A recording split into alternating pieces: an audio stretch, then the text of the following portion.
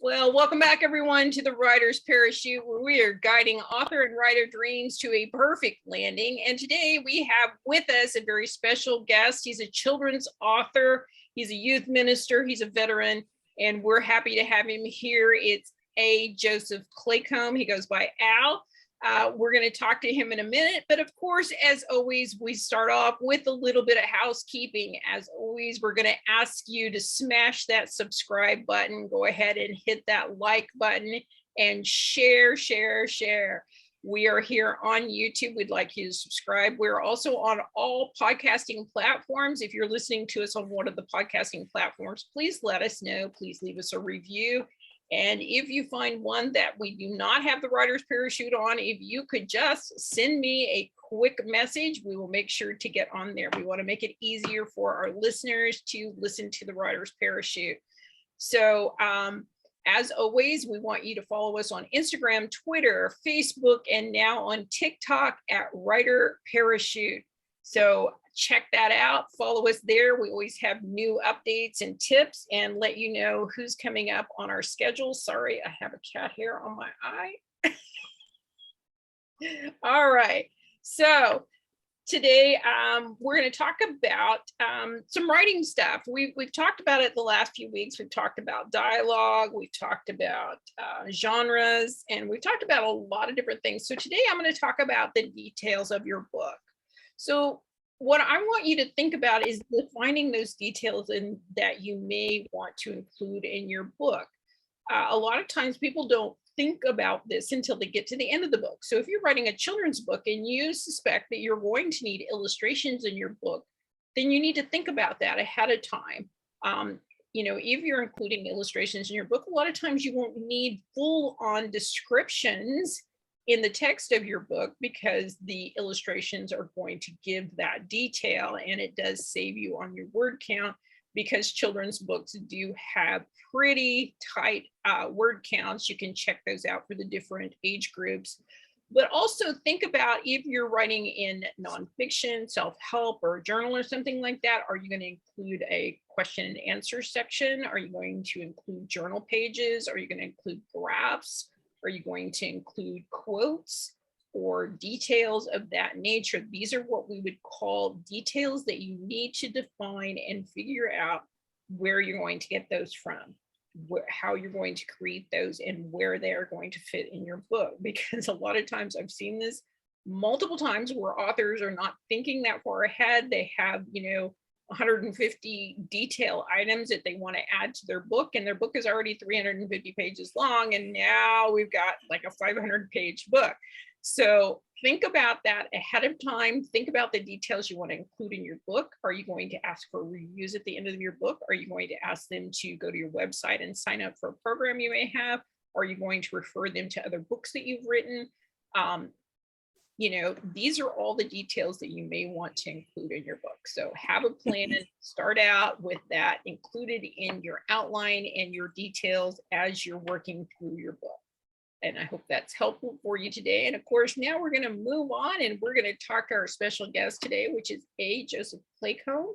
He is an author, a youth minister, a veteran, and he has 3 books out right now. It is Cute Knows Now, The Story of Brenda. He also has Maisley's Moon, and just recently released Emerald, the Big Black Spider Struggle. You can see those covers on the screen right now. If not, we're going to have the links to each one of those books in the show notes for you. So Al is a 32-year Air Force veteran and has served on both coasts and the Philippines. He has been involved with youth ministry, mentoring, volunteering for over 30 years. After raising his own family, Al realized how much he missed those younger years with his own children and began writing his own children's books and stories. Al's books focus on hope, faith, inspiration, and family values. He's offering heartfelt, wholesome stories that are sure to become family favorites. He lives in Delaware with his wife and grown children. Welcome to the Writer's Parachute. Al, how are you today? I am fantastic. Thank you, Donna. Thank you so much for having me. It is an honor. I've been writing for a long time, but the publishing part of it and the after the writing part, I'm relatively new. So I've had some great help from folks such as yourself, and I'm very honored to be on your show. Well, Thank thank you very you. much. Well, thank you. It's like this is part of what I do, and I will tell you that nobody knows everything as much as I know. It's like it's constantly changing and evolving, and we're all kind of on this learning curve. So you've currently written and published 3 children's books. So I want to know, why is writing for that specific age, because these are picture books, why is that important to you as a writer? I think it's important to me as a writer because I understand now that the kids, my children, are older, that looking back, this was really the most important time for raising the kids, for instilling values of hope and faith and love, and just your influence, over the kids is what I found was in this age group. So I found that, to me, this is the important time to kind of garner, their attention, and before other influences get a hold of them outside of the family and whatnot. This was just an important time. So I feel that this age group, preschool, 3 to 7, 3 to 8, perhaps is important. So I just felt that was an important time to instill your family values into your children, for them, to hold a lifetime. Right. And that is very true. We talk about this age group, about this is when they learn the right and wrong and the good and bad, and all of those differences. And then when they get into the next age group, which I write in, which is the middle grade, we start seeing them develop their personality, where they start making choices about who they want to be. But again, they have to have that solid base to start with. So I think it's really Right. important that we have such diverse books that do give parents the ability to pick and choose how they want to guide their own children, which is an amazing thing that has come about in the last decade. 10 years ago, we didn't see this diversity in books. So I'm very excited to be in this time, to be a children's author writer in this time, and to be able to kind of promote some of them. So each of your books kind of has a common theme of family values and hope. So why do you think that particular, or both of those messages, are so important to children today? I think there's a lot of challenges raising children, and I think some of those values that I think were taken for granted back in the past, I think they're kind of a little bit going by the wayside, and there is more of a push to diversify, the thinking of the children, which I think is fine. But I think you need to set up the building blocks of faith and family values first before they kind of make that plunge. So you were talking of the middle school, maybe kind of jumping off and doing different genres, and that's fine. But Mhm. I wanted to stick with the theme of family values, hope, belief, for this age, just to get that mindset, and again, to get that building block. I know that sometimes it seems we're straying away from that, but I find that a lot of parents and grandparents really want to stick with the family values and the hope and the inspiration. There's just so much bombardment of through media with other stuff that's not good. They've got to be given the message at an early age, of inspiration and hope and perseverance, and that foundation. So I do stick with that common theme, and I want that message to be, no matter what happens, you can come back to that platform of hope and faith, that was set when they were very young, and that's, I will continue to write books, with that theme and that mindset. just to stick to those virtues.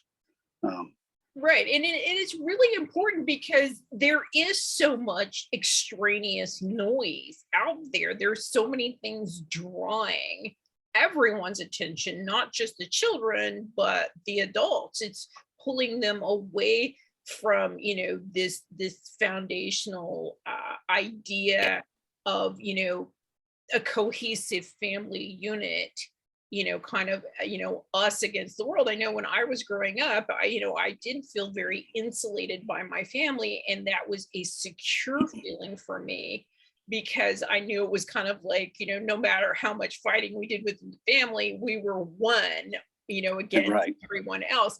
And I think that's just some of the things that get lost in just all of the noise that's going on. And I think it's really important to kind of have that when you go out into the world, especially, when kids run into issues that they're not familiar with, when they're these problems that they've not faced before, and they don't have a convenient adult or parent there to guide them. If they have this foundation and these basic ideas and concepts drilled into them and given to them in actually a very nice, wonderful children's story that's entertaining them and teaching them at the same time, which I always find fun. But it helps them to understand why you would do something one way versus another. And I think that's a lofty goal for most children's authors. I always say that, most of the time authors, our job is to ask the questions that nobody else does. So Yeah. I'm glad. So we're going to shift gears just a little bit, and we're going to actually talk about the individual books. So your recent book, which is Maisley's Moon, and then, like we said, just recently published Emerald's Big Black Spider Struggle. Now they focus a little more on faith and the unseen or intangibles of life, So what is the inspiration or the idea that you want readers and parents to take from these two particular books? I think it's, what I want them to take, the children and young parents, is that, the world has changed, and we are now raising our children in a world that likes to explain everything. And by virtue of doing that, what you're in essence doing is you're not leaving any room for the notion that, hey, sometimes you can't explain something, but you just have to have faith, which was really the whole premise behind Maisley's Moon. Mom and dad say it's okay to believe in something and have faith in it. You don't need a scientific explanation for everything. So you just have to have faith that you're not alone, that you're being covered, someone has your back. In this case, your family and Jesus.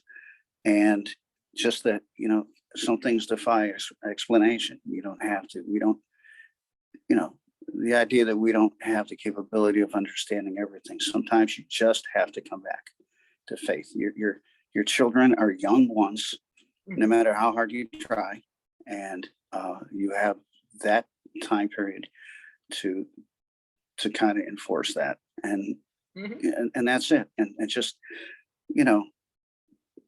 and I think the other thing is to understand that a lot of parents, I think, feel the same way, that, science shows are great and nothing against them, and they created the world we live and made our lives better, but some things just come down to faith, and it's okay to identify that, and it's okay for your children to just hang on to faith. May not have the answer, but it's there. Right. And I think, every time I have this conversation about faith, I recall watching the movie A Walk to Remember, and not a particularly, movie one way or another. I don't have a big opinion about good or bad, but I definitely remember one of the characters trying to explain faith. And she said, well, faith is like the wind. I can't see it, but I can feel it. And I know it's there. Right. And I try to instill in Maisley's Moon too. And in Emerald's Big Black Spider Struggle. Exactly right. It's not a tangible that you can, this faith and this love and this inspiration that, that connects us and connects us with our faith. But it is something that you can feel. You can't put your hands on it, but you can feel it nonetheless. And I wanted to identify that, and I want that message, to give that message out to children and parents. That's there, and that's people that I think are starting to realize more and more that it's okay to hang on to faith. Right. We don't have all the answers to things. Well, no, and I think we also forget that a lot of times we have faith in very common things that are considered scientific. It's like, I don't know how my car works, but I do know I have faith when I get in and turn the key that it's going to start. When I'm driving down the road, I have faith that those brakes are going to stop the vehicle. Right. Right. And I have faith that all the people around me are going to obey the traffic laws. We don't think about how much we do apply faith in our daily life. We just take it for granted as part of what we do. Right. And but at the same time, it to the forward. I'm sorry. Yeah, no, it's fine. You're just bringing it forward that, faith is something that we need to recognize. It's a vital part of our lives. And at the same time, like with brakes, we have to take care of those brakes. And with faith, we have to not take it for granted. We have to exercise that. That's it's there for us, but it's not. Well, yes, obviously I have to maintain my brakes in my vehicle and get a current driver's license and stuff like that. Having faith is not being just, lackadaisical and just, flying by the seat of your pants. I think it is having faith that, for me, it's having faith that you've done what you need to do to get your life going in the direction it needs to go. Yes. And whether that is a religious faith or it's just a faith in yourself and your abilities, I think they all work together. And I think it's an amazing lesson that everyone needs, not just kids. I think everybody, and I think we all need the reminder. And it's like I was very deeply reminded when I was reading through your books in preparation for this podcast that I do forget how often I apply faith in my life. So thank you for that. So thank you for the thank you. You're welcome. So now what is now the Story of Brenda? It's a little bit different book than Maisley's Moon and Emerald's Big Black Spider Struggle, and it dives a little more deeply into self-esteem issues. So it does. How does this book help parents and kids understand this particular complex issue? Because I see this, a former teacher going into schools as, as an author and stuff like that. I see this is, honestly, I feel like this is one of the big things that is being overlooked often is the self-esteem issues that all children have. And I mean, even the most, put together child still has self-esteem issues. They all feel that, we as adults, we're plagued with the enoughs. And I think kids are plagued with it enoughs too, and we just don't realize it. So what is it that you're trying to get parents to understand? And Cute knows now, I think what the understanding is, it's really a complex, I want to say it's a simple complex book, because on one hand, it's got a very silly title, but to open it and read it and not to judge the book by the cover thing, but it is about a complex issue of self-esteem. And what I want parents to get out of it, and children, it's maybe for a little bit of an older age group. So that one goes up to, like, say, maybe pre-adolescent. Just to understand that, people have issues that they have to work through, and sometimes they're not invited. They come. Sometimes, in this case, with my daughter, they come when you're kind of like things are going so well, and all of a sudden, boom, you're hit with a medical condition. that thank God is controlled now. Mhm. And it's just that there are self-esteem issues. And when all else seems to be not going your way, I think the whole premise of this book and the message I want to get out is, number one, be your own best friend first, because you're not going to get anywhere, and you're not going to get any, I want to say friendship, or you're not going to get any companionship, Mhm. sentiment. You're not going to get sympathy unless you are your own best friend first. And that is what I saw. That's what happened to Brenda Mhm. and my daughter. You know, to she dove into herself basically, and her imagination took over. Hence the silly title. Mhm. And she became kind of within herself and her own best friend. Entertained herself. Her imagination went wild. Mhm. And in this book, she really is struggling with rejection and not fitting in, and maybe not a lot of attention at home. And it's not a dark book, but it's just to say, you know what, not all books are happy-go-lucky, and, and girl meets a dog, takes the dog home, and everybody's happy. And, Mhm. she gets to keep the dog. And it's just, there are issues that come up for young children as well. Mhm. They have to deal with it. Parents have to struggle. The children have to struggle. The parents have conversations. So sometimes the children hear, and maybe they think, oh, the child doesn't know what we're talking about. Oh, yes, they do. Mhm. And it's hard on them. And just, I want parents and young adults that read this to say, you know what? Number one, I'm gonna garner myself in and be my own best friend, Right. and accept myself, my silliness, my faults, my abilities, and I am who I am. And we're going to work through this. Mhm. And in this book, and there's a part two, which I like actually better than the part one, in the sense of it wraps everything up. And that one has been sitting on my computer for about 3 years now. I'm going to get that out next, I promise. But that's called Summers. The Okay. whole idea behind this book is just that she's not accepted. She has issues. Mhm. She wants to be accepted. She hears the kids playing down the street, Mhm. but she, as I said, uses her imagination, companionship, becomes her own best friend, Mhm. works through it. Mhm. And just for parents and children to know, it's not all rosy. Right. People have problems and they work through it. Right. And this isn't a great lesson, I think it's a lesson on both sides of it. It's a lesson for kids who are struggling with health issues, with self-esteem issues, with inclusion issues, and it helps the parents guide the child through that, and they're, and some of the natural rejection they're going to have because people are afraid of what they don't understand.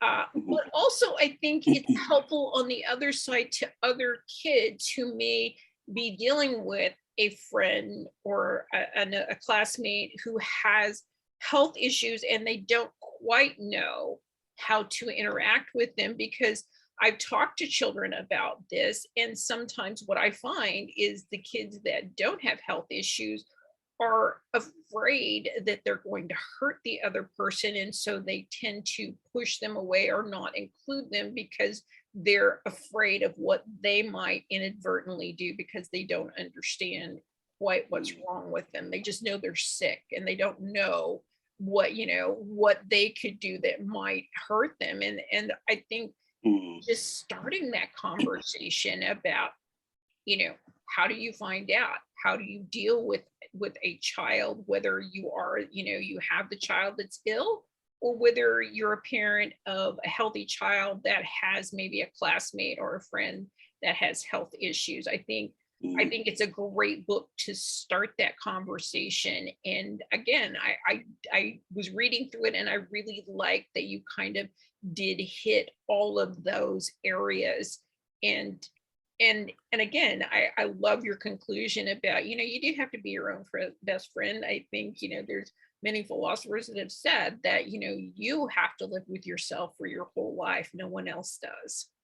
And the bottom line is, kind of the wrap up and kind of the sense you start feeling, about halfway through the book is Brenda's an extremely witty, smart, and there's actually a little comedy wrapped up in this book, and she's a very, very smart, witty little girl, and because somebody is going through a situation or has a condition, they have other gifts to give, and in this case, like for Brenda, she's a little pistol, and she's got things figured out.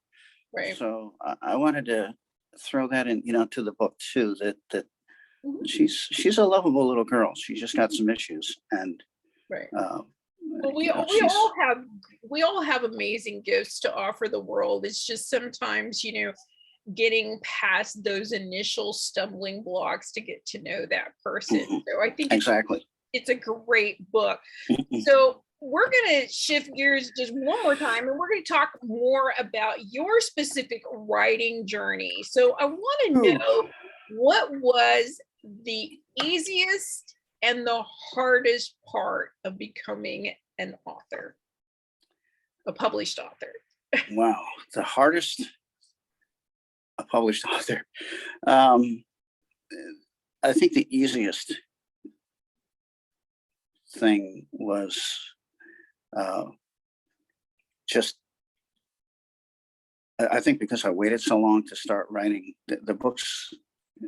Once I started writing, I literally would walk into the bathroom and come out a half hour later with the Emerald book. I mean, that's these things. I'll go for a walk and 5 minutes later, I have the general idea of Maisley's Moon. Just how easy the ideas come out.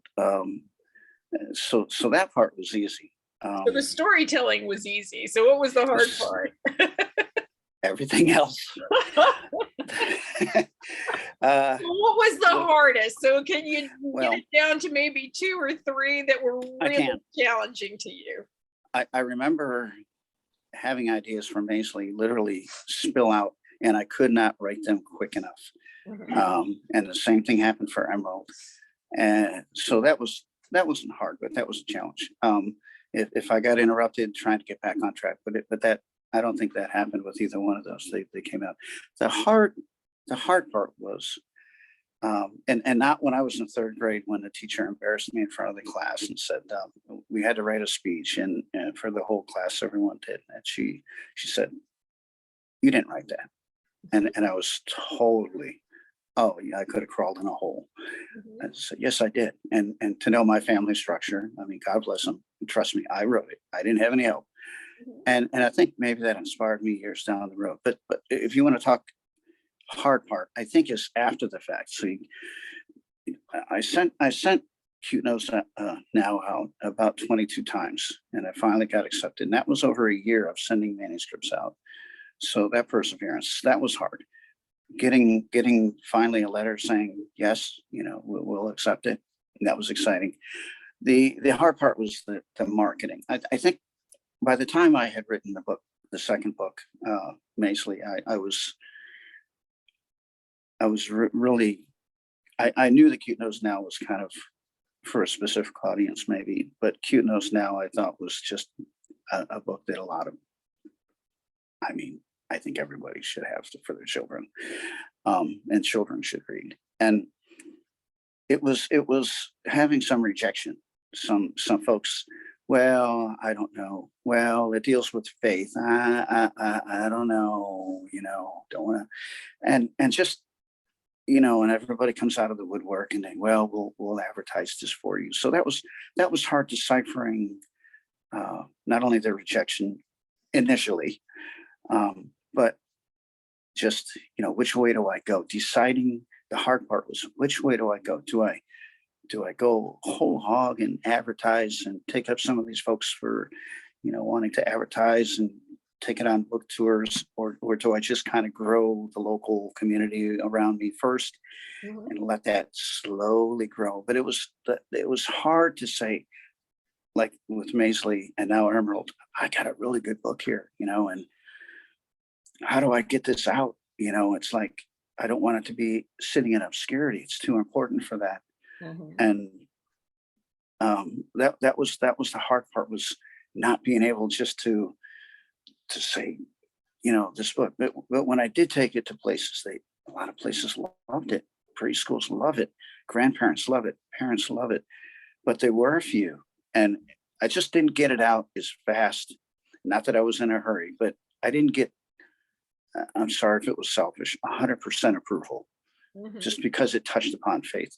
The other thing was, there was some retailers that I did look into, and they were very specific. They were looking for certain things, certain things, and mine wasn't the thing they were looking for. Right, That was hard. And these are places that we shop. And it's like, right. wait a minute, my money's good enough for you, but my book is not. And now I understand a little bit more of the apparatus of going through what it takes to get your book in some of those Mhm. not named places. But Right. the the that was hard. That it was hard not having more initially of an approval. So I just if writers could just understand, sometimes it does take time, and you're not going to get 100% approval, and it could be one reason that they won't even give you feedback. It's just like, no, I don't think so. We're not looking for that.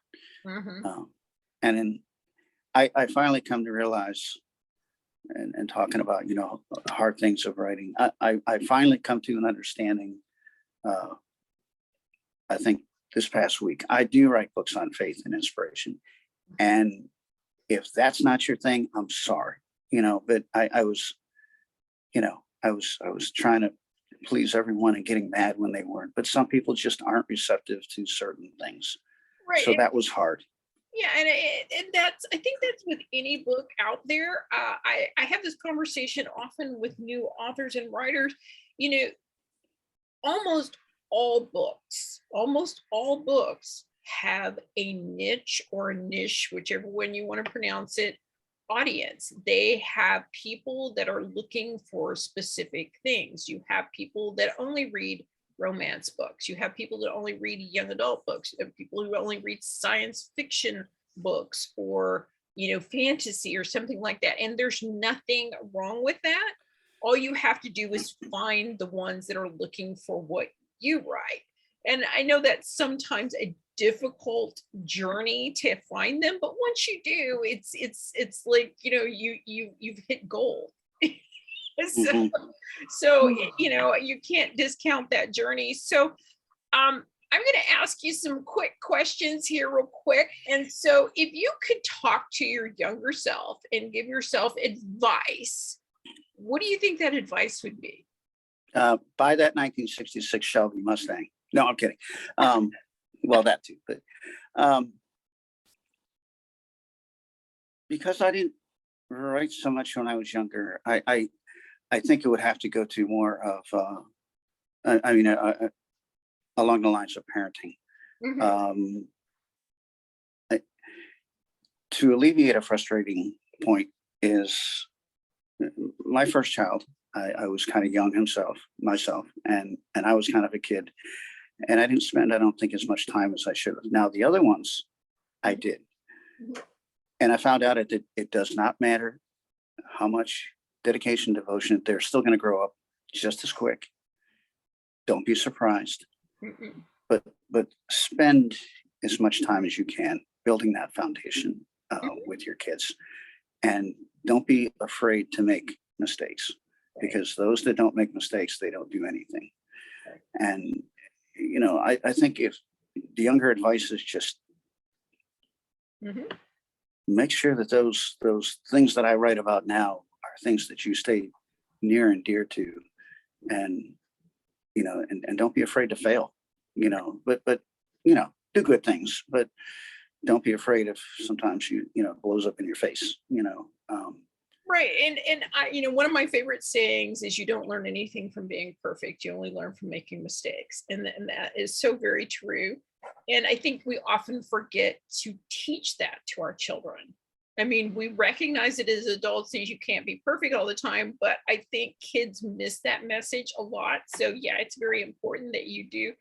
And also what I do know of children, with my own children, with my grandkids, with other kids that I've had in my life, they don't expect you to be perfect. They don't expect you to know every answer. What they want is you to be there. So, it is important. And I think that's excellent advice to give your younger self. So now I'm going to ask you another question about writing. So what do you think are the three things that every Ooh, writer or author should know? I think is number one, be yourself. Don't try to write as someone else. Stick to your convictions. Be yourself, and don't be afraid to be who you are, and don't be afraid to express that on the canvas of a writing journal into a published, material. Mhm. Let that be who you are and what you stand for, and be consistent on that. I see folks say, I'm just, struggling to, I want to write another book. I'm struggling to find. If it's coming to you, then let it come out. Don't struggle. Just be true to yourself, and be consistent. Mhm. Is that one and two? And maybe I think the third thing is something I kind of found out today, and or maybe I knew and it got reinforced. If you are having struggles with getting your book out, first of all, of course, don't give up. But maybe I found out today, we went to a different section of the state, and it was like night and day. So look for your market. Mhm. Look for that market. Look for that niche. And don't let, if you venture into the wrong one Mhm. by mistake or as a challenge and it doesn't work out, Mhm. it's fine. It's okay. You tried. Mhm. But find that niche. Find that that market. I Well, and think the other. I've always used the analogy. It would be like, I sometimes talk to authors that are trying to sell their golf balls at a bowling alley. Yeah, And that's right. kind of what happens. It's like if that's not the people looking for what you have to say in your books or what Mhm. you're focusing on, then go look for the ones who do, because they're out there and you just have to. Oh, and sometimes they may not present themselves, and say, "Here I am." No. I found out today at a yard sale. I started a lot of conversations, and that broke the ice. And once I did that, I Mhm. was amazed. Um, it's just, yeah. And I think the last thing, okay, 3.5.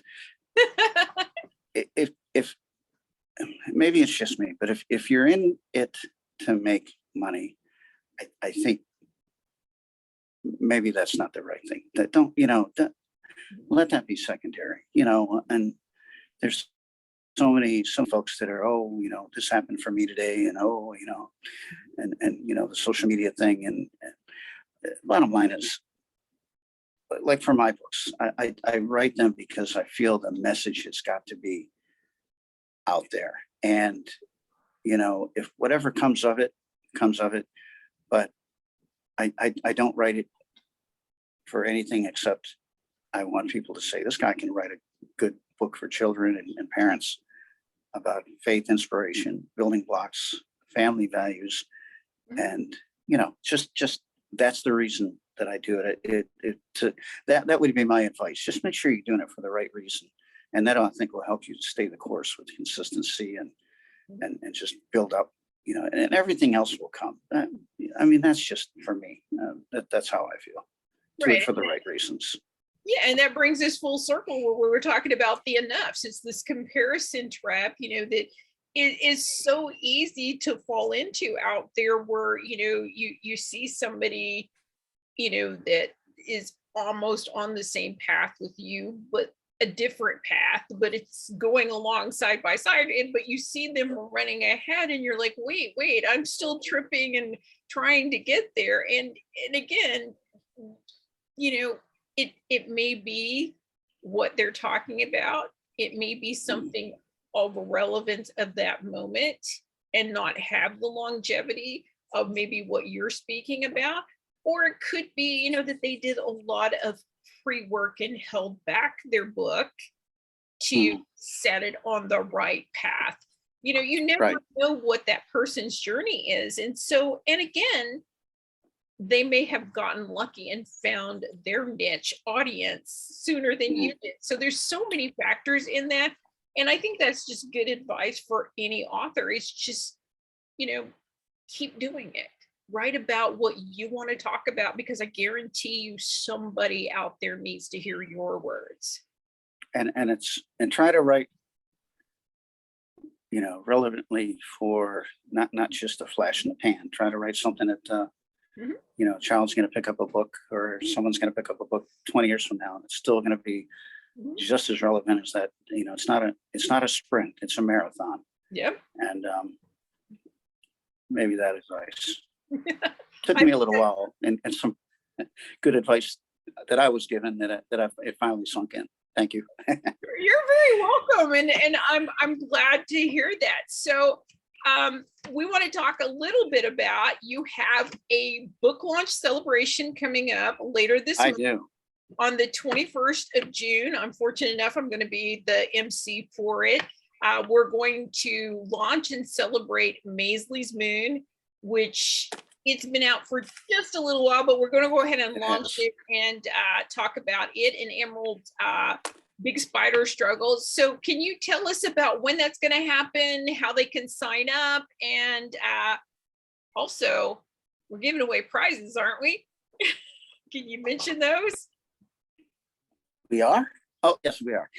We're giving away 5 signed messaged copies of Maisley's Moon, and I'll be giving those out, and I'll sign them and put a little message in there, and they'll come right to your house via media mail, and signed by me, and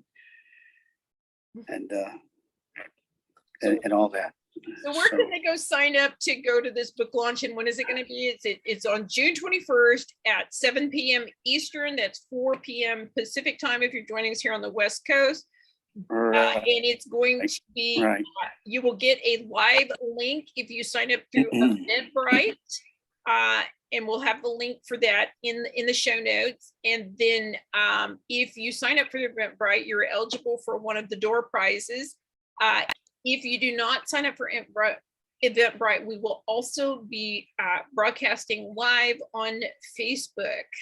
So at the Writer's Parachute. So, and then we'll also have that on Al's own Facebook page for him.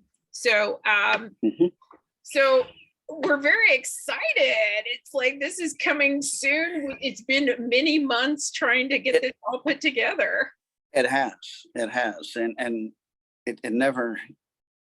And I'm sure authors feel this way about their writings, but this is just like all of these. This is my baby, and and we're finally launching the baby, and it's been out there and it's been very well received. There's 2 preschools that have one of these in each class, so but now we're doing it official, and it is very exciting, and I felt like maybe a little overdue, and maybe the baby's not in a cradle anymore. It's she's walking around, but this is I'm very excited, and I thank you, because this is what Maisley needs, and it's very happy about Maisley. Right, and I just want to add, if you would like to come and join us for Al Claycomb's book launch of Maisley's Moon, that's going to be on June 21st. You can go sign up on Eventbrite. We will have the link to that in the show notes. If you're already on Eventbrite, just go look it up, Maisley's Moon book launch, and they will get you the link to that, and it will include you in the prize drawing. But if for some reason you forget, We will be live on Facebook, and that is 7 p.m. Eastern, 4 p.m. Pacific time on Tuesday evening, June 21st. So I encourage you all to show up and root Al on as we get his second book baby out into the world, walking or running, and hopefully getting lots and lots of readers. Swimming, whatever. Swimming, yes. Cartwheels. We want her doing cartwheels. So Maisie's on a roll. Yes. Yes. So where can we get your books? We can get them. People buy them. We can get them on Amazon. We can get them at Barnes and Noble. If you're in Delaware, they're starting to show up in bookstores slowly. But Barnes and Noble, and like I said, Amazon and Ingram Spark, Walmart.com has them. Really all the major retailers. And if you would like one, now I have to say that the price was set by Christian Faith, and they did a fantastic job on this book. I can if you message me, Facebook, get a hold of me, and you want one personally messaged, I may be able to cut a little off that price, but and sign it for you, if I can say all that. But just get a hold of me if you want one messaged for. They make perfect gifts. We're actually going to leave Al's email address for you in the show notes. If you would like to get a signed copy of any of the 3 of Al's books, that's Cute Knows Now, The Story of Brenda, Maisley's Moon, or Emerald's A Big Black Spider Struggle, if you'll just send him an email, tell him which books you want, or if you want all 3 and how many copies you would like. I am sure he will email you back and have that conversation with you about price to get those to you as soon as possible. So we'll include that in the show notes for you. So you said you're on Facebook. Is that I am social media platform you're on for right now? Is that correct? I am on Facebook. It is under Author Al. I use Facebook only for authoring. So there won't be anything on there about anything else, unless it's one of the things that inspires me, like one of my kids, something that they have accomplished, or it's just something that moves me to write. But generally, please join me on Author Al Facebook. I'm also, I have an email. Can I give that? We'll have that. That's going to be a link. Right. Claycombooks@gmail.com. We'll add that. So we will have in the show notes for you a link to his purchase. To purchase all 3 of his books, we will have the book names and a short description. We will also have links to his email and to his social media on Facebook. So last couple of questions here for you. Do you have any upcoming events that we need to talk about besides the book launch? Besides the book launch, I'm going to tell you, we are going to have a book launch for Emerald's Big Black Spider, and we are going to have a launch for that, and it's going to be launched. The reception that I've gotten so far, just for the amazing illustration by Trish Vindy, fantastic, and it's written in such a way. Can I talk real quick a little about it? Absolutely, go ahead. Tell us some more about Emerald. So Emerald is a young lad who goes to see grandma every year, and grandpa has passed away a few years earlier. So he really cherishes, he just wants this bond with grandpa, and he's taking care of grandma, and grandpa, like I said,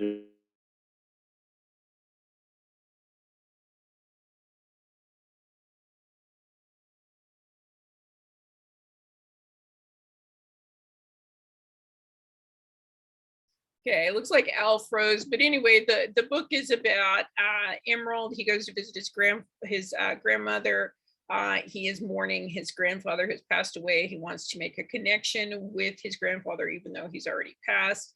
and he's taking care of the grandma, and he meets a good friend of his grandfather that kind of surprises everyone and learns some valuable lessons. So I hope you guys go check that out. I'm not quite sure what's going on.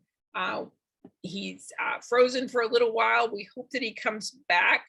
So I just want to go ahead and if he comes back, we'll talk to him a little bit more, but we're going to go ahead with the show. And I want to share with our ripcord on our tip of the week. So this tip of the week, we're going to kind of divide it into two categories. So, oh, Al, you're back. You froze. I went ahead and just gave him the description of Emerald. So I'm on with the tip of the week. So I want you to think about finding your voice in your niche. It's really important that you kind of try and define who your audience is and finding where they may be. And all of this starts with creating a marketing plan. Who are you going to read? Who's going to want to read your book? Who is the book for? If it's for a certain age group, where are you going to find those people? What books do they read? What places do they go? Where would you find big groups of them? Where, do they belong to certain organizations? Do they have certain meeting places? Do they belong to certain magazines, newspapers? Do they go to certain events? So these are all the things that will help you try and define who your audience is, where are you going to find them? And all of this kind of takes this big wide funnel at the top with all of that information. We put it in the mixer and we press it down to the bottom of the point of the funnel to help you find your voice, so that when you're speaking, when you're writing, that you know your audience as well as they know themselves. And so you can very clearly speak to them. And when they read your book, they feel that special connection. So are you back, Al? We lost you for a few minutes. I don't know if you heard me or not, but I went ahead and shared the rest of your kind of preview of Emerald. We're having problems with audio here again.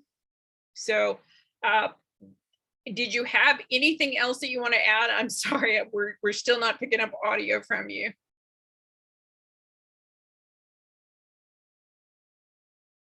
All right, well, go ahead and flash those covers for us one more time. And we want to thank Al for being with us today. Don't forget to go check out his books. They're under A. Joseph Claycomb. It is Cute Nose Now, Story of Brenda, Maisley's Moon, and Emerald's Big Black Spider Struggle. And don't forget, coming up on June 21st, it is Tuesday, 7 p.m. Eastern, 4 p.m. Pacific, we are going to be doing a live book launch of Maisley's Moon. If you would like to be included for the drawings for Maisley's Moon book launch, please go to Eventbrite and sign up for the Maisley's Moon book launch. We will have that link for you in the show notes. And I wanted to thank Al so much for joining us today. We look forward to more books. He does say that he has another volume coming out that is a sequel to the Cute Nose Now, Story of Brenda. And I'm sure after talking to him many, many times, he has so many more great stories. So we definitely want to invite him back. Thank you so much, Al, for being with us today. And we will talk to you guys soon. So bye.